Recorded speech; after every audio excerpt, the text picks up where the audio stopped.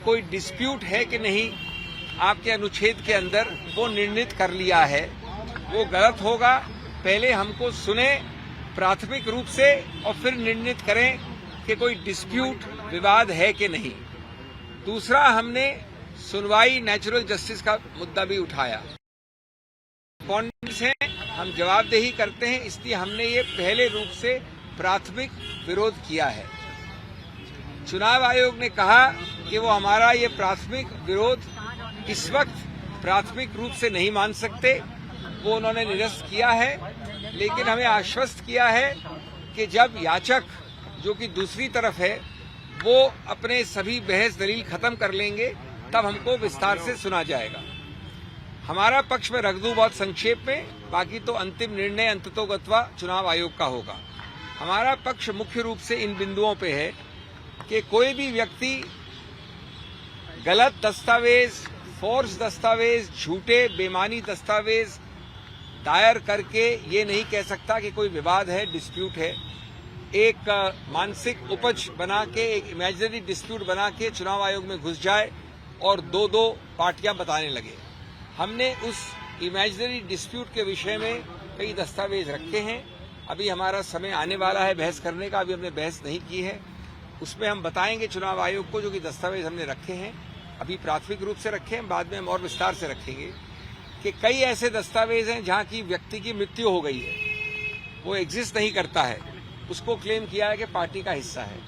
कई ऐसे दस्तावेज हैं जो पूरी तरह से हस्ताक्षर हुआ है एक्स जगह पे और वो व्यक्ति रहता है हजारों मील दूर वाई जगह पे।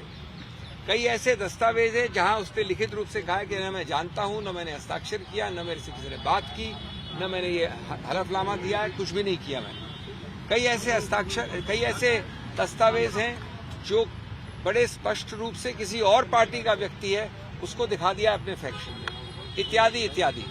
ये सब वही दिखाते हैं कि ये एक इमेजिनरी डिस्प्यूट बनाई गई है, एक इमेजिनरी रूप से एक पार्टी को तोड़ने की। संघीय ढांचा जो है संघ का, ऑर्गेनाइजेशन का, उससे जो याचक है वो दूर भाग रहे हैं। उन्होंने 10 बार ये दलील की कि जो ऑर्गेनाइजेशनल स्ट्रक्चर है, संघ का ढांचा है, उसको हम नहीं देखना चाहते। दूसरा, जो विधायिका का ढांचा है एमपी एमएलए का, वो उच्चतम न्यायालय ने नकार दिया है सुभाष देसाई के निर्णय में। तो एक बड़ा रोचक नया टेस्ट उपज किया है दूसरे पक्ष ने, जिसका हम खंडन करेंगे, जिसको हम बताएंगे गलत क्यों है। उन्होंने एक नॉन एग्जिस्टेंट टेस्ट, एक बिल्कुल गैर कानूनी टेस्ट बनाया है कि आप सिर्फ एमपी एमएलए को काउंट कर लीजिए। यद्यपि उच्चतम न्यायालय ने कहा है कि जहां डिस्क्वालिफिकेशन की याचिकाएं लंबित हैं, वहां आप एमपी एमएलए काउंट नहीं कर सकते। उन्होंने कहा कि आप उनको काउंट करिए, और उससे भी ज्यादा एक अजीबोगरीब टेस्ट बताया है कि उन एमपी एमएलए को कितने वोट मिले उनको गिनिए। आज तक हमने कानून में ऐसे टेस्ट नहीं सुने हैं। मैं समझता हूं कि निराधार है। मैं समझता हूं कि ये याचिकों की बौखलाहट और घबराहट का द्योतक है। हम इस सबको डील करेंगे। मैं ज्यादा विस्तार में नहीं कहना चाहता, लेकिन आज अगर एनसीपी कोई है, एनसीपी जो बनी, एनसीपी की योजना की, एनसीपी की रचना की, एनसीपी को बढ़ाया, एनसीपी का चेहरा वो मेरे साथ खड़ा है।